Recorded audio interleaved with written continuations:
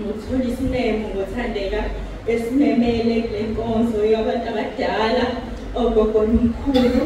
Nami-ke ngisukuma nokubonga uNkulunkulu esasho sisi ethi onendodana inobufakazi. Nami ngibonga uNkulunkulu bazalwane okwangizela umusa ngelinye ilanga empilweni yami. Ngihambe endleleni kukuhle konke, wabona ukuthi angilungele ukuba umntwana wakhe. Nami kule ndawo ngiyambonga uNkulunkulu ngiphakamisa amandla akhe.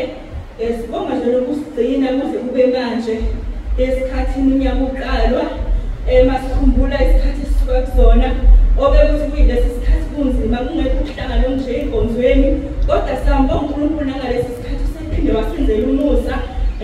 Bazalwane, wadlula le minyaka ebinzima empilweni zethu esihambele nabathandiweyo bethu. Thina siyambonga uNkulunkulu ukuthi usasenzela umusa nangalesi sikhathi.